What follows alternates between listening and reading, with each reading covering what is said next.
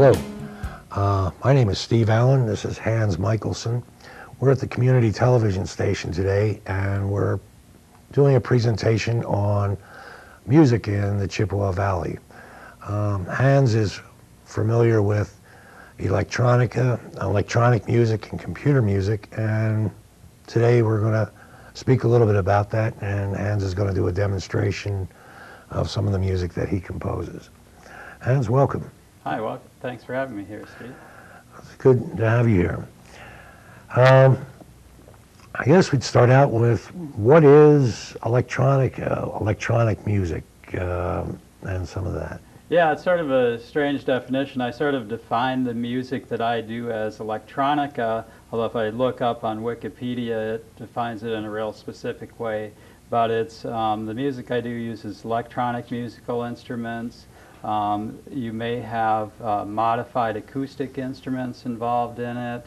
A lot of it could be either beat-based like techno or ambient, where there isn't really a strong beat to it. It's more of just a soundscape or an electronic texture to the sound. Right, okay. A lot of this comes from like the 1970s, around that era.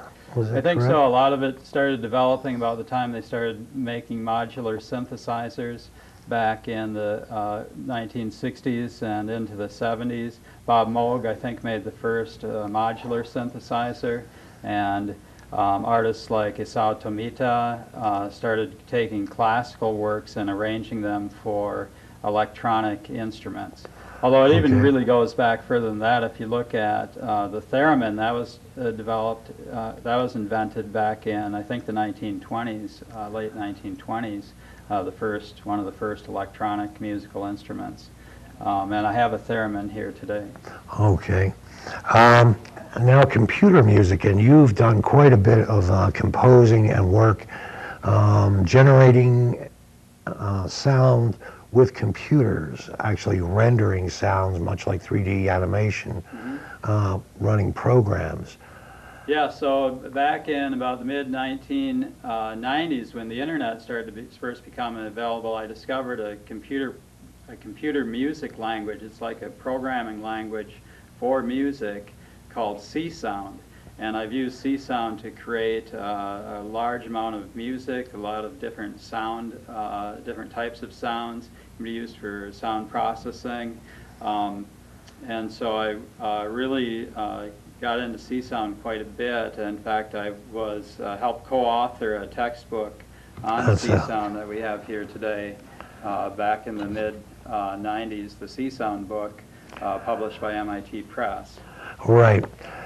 Most of this is pretty, this is pretty involved. This isn't something that you could sit down and create a piece of music.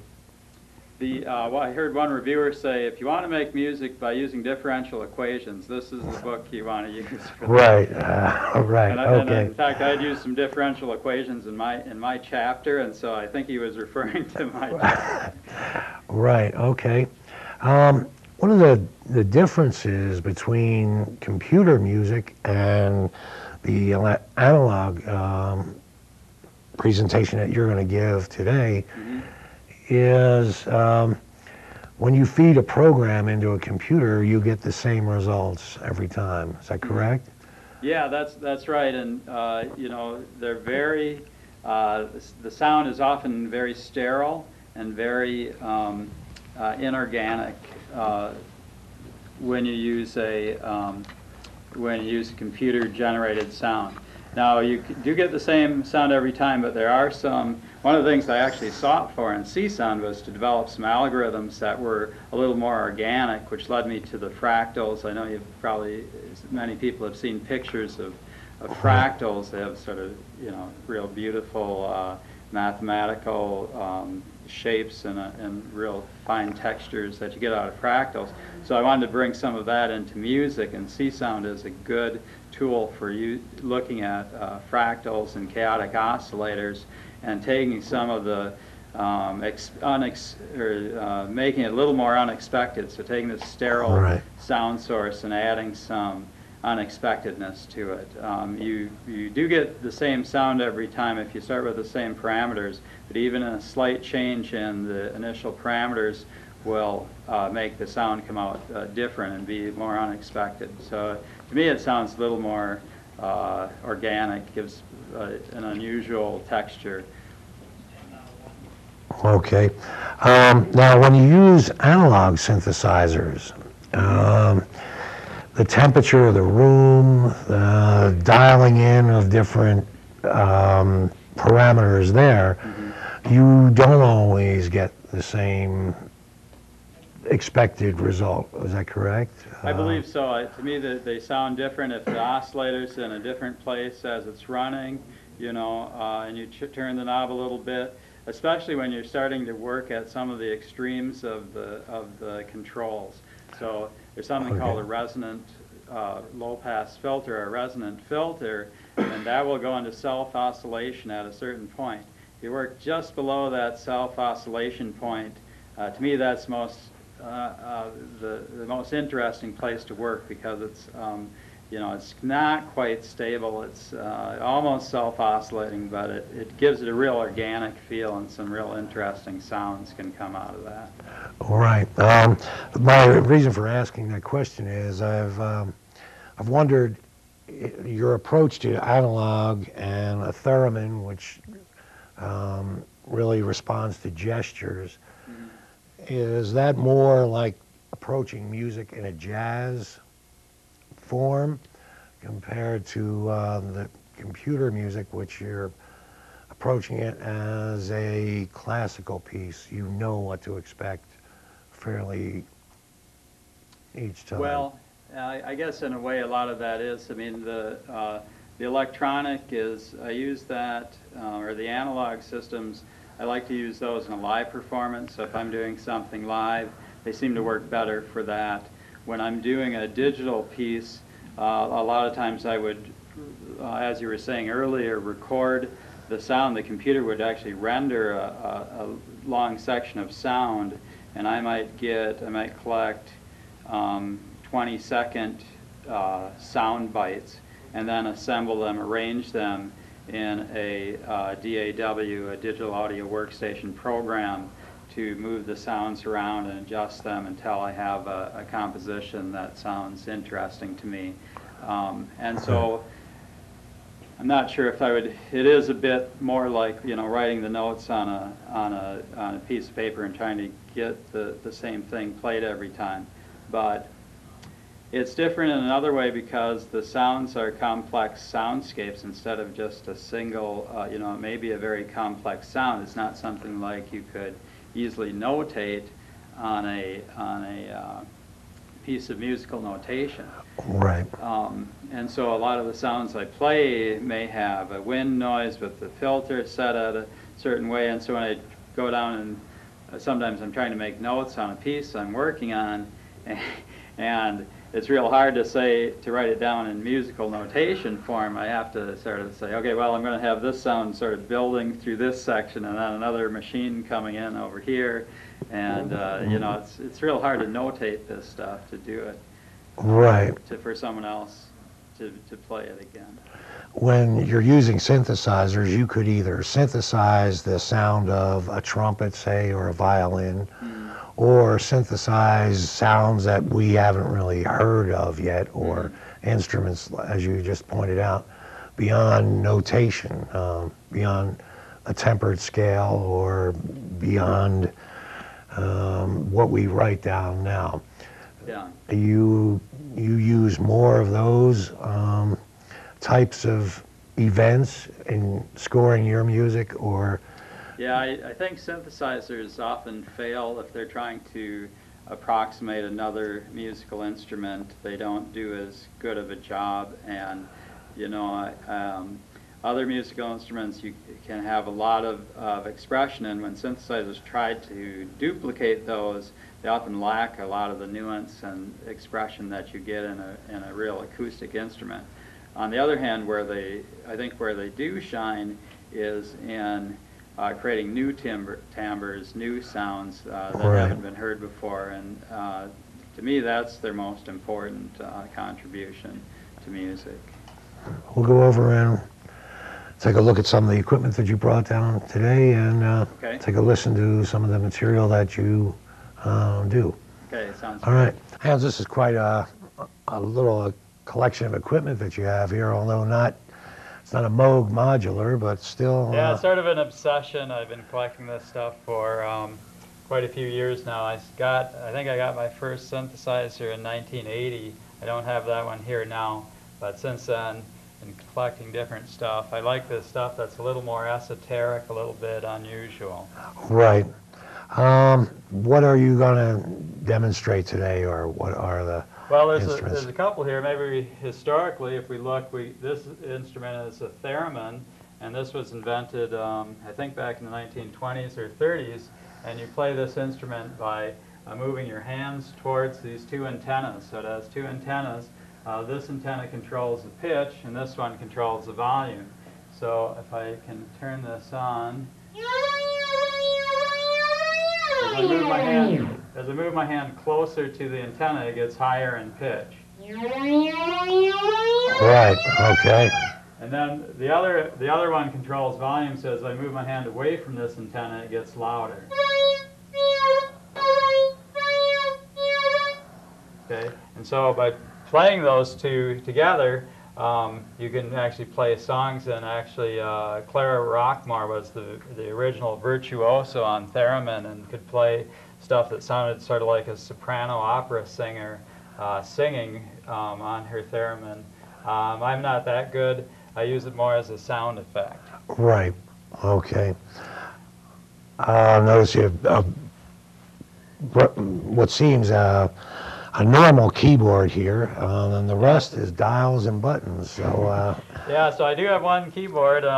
This one is a Moog synthesizer, and if we listen to a plain oscillator from that, this is putting out a pulse wave, makes sort of a buzzing noise. But we can adjust that with the filter, so it sounds, and you can change the filter. The other thing you can do is add what's called resonance to the filter. If I increase the resonance, it adds a boost right to the cutoff frequency. And so it gives it sort of a, and to me it almost gives it a more of a vocal quality. And I think that's important in electronic music, is to have things that have vocal quality to them. Now this is, let's see, well this is a Chaos pad, and so this one has a XY pad on it, and this one is played by scanning your fingers over the pad, and this can make a whole variety of songs. Again, this is a digital system. This is also a digital system with some, it uses what's called analog modeling. This is a drum machine, and you can play that. If I hit this one, it'll make a drum-like sound. Okay. Now this one is one I invented myself. I created this one, I built it, designed the circuit, and it's basically a drone with a filter on it. So if I play this one, it'll make a drone-like sound, but you can control the pitch or the filter with this.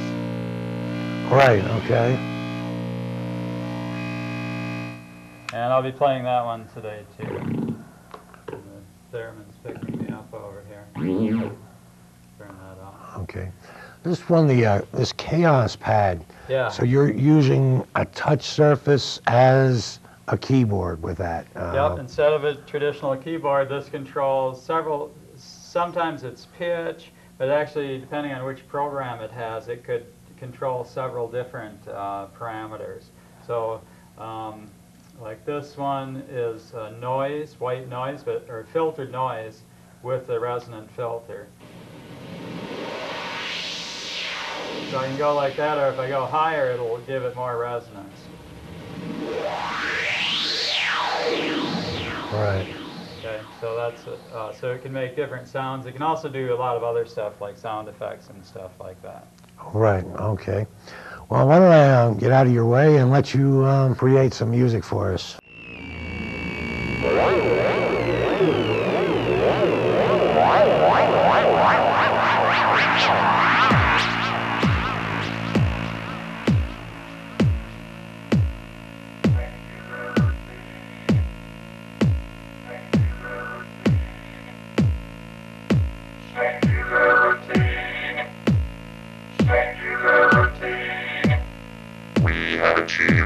sentience. We have achieved sentience. We have achieved sentience. We have achieved sentience.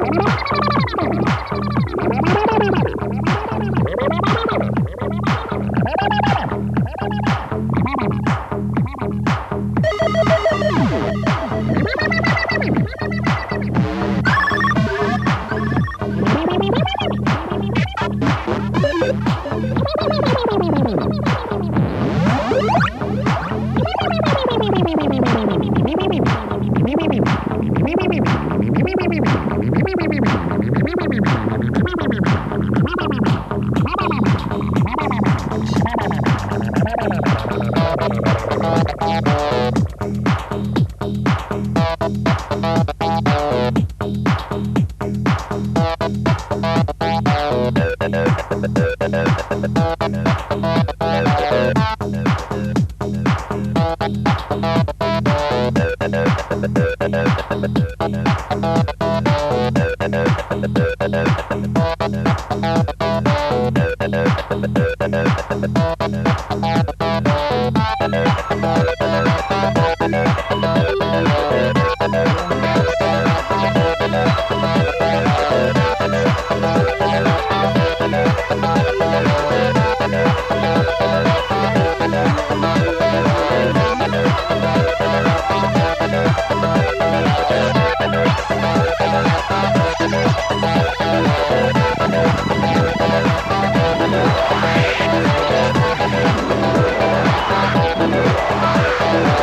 This is Democracy 2.0.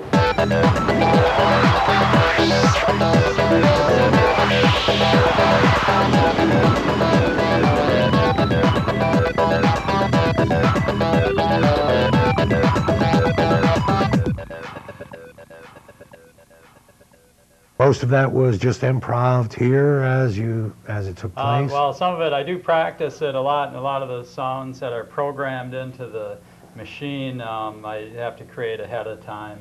But some of it is improvised, and I'm playing it. But I do practice it, so I'm sort of going for the right knob at the right time. There's a lot of controls, and you can get in a place where, you know, something you think is supposed to make a sound isn't making any sound, and then you've got a lot of knobs to try to figure out what went wrong. Right. So I do practice it to get my sequence down, try to get everything down just right. Right. It seemed pretty seamless to me.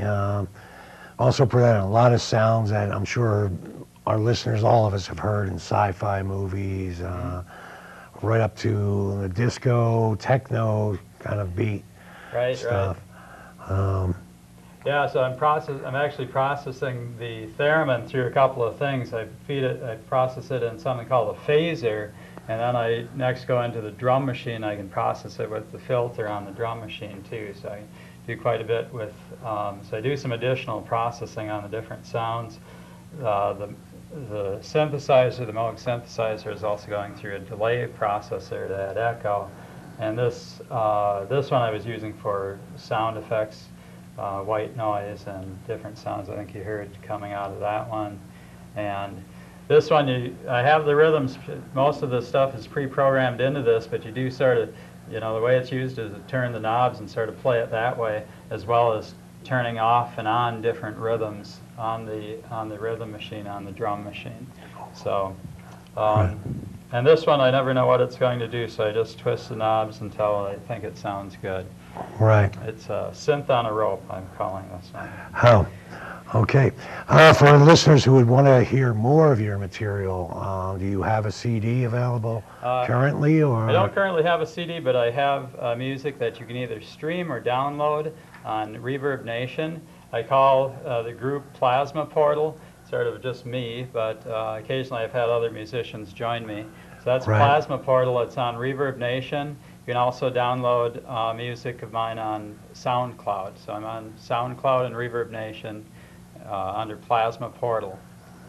Okay, and some of the computer music work that you've done is available through C-Sound and... Yep, the csounds.com, CSOUNDS.com website that Richard Boulanger hosts. I have some of my code up there, and some of my C-Sound compositions can be downloaded from that site. And some of them I do have some of my C-Sound compositions on Reverb Nation and SoundCloud as well. Okay. And that's different. That's more ambient soundscapes, and so it's not like the techno beat-driven music. A lot of my C-Sound stuff is more ambient. Okay, and you also have a C-Sound magazine that you... I used to publish C-Sound magazine. You can get copies of it. They're still available in digital form. It was a digital magazine. A bit like a blog before the blogs existed. So I ran the C-Sound magazine. It's now the C-Sound Journal. Somebody else has taken over it, but I started C-Sound magazine, and now other people Right. are running it, and it's still going on. So I'm glad to see it's still continuing without me. But yeah. Well, Hans, it's been great to have you here, and And nice show you got here, and thanks for having me on. Well, thanks for being here. I think everybody enjoyed this, and hopefully we'll have you back again.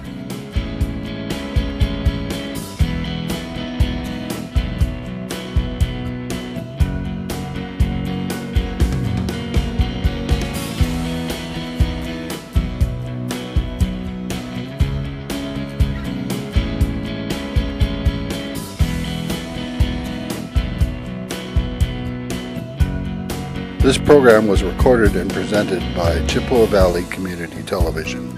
Chippewa Valley Community Television is made possible by continuing community support. If you'd like to volunteer or make a donation, you can contact us by calling 715-839-5067 or on the web at www.cvctv.org.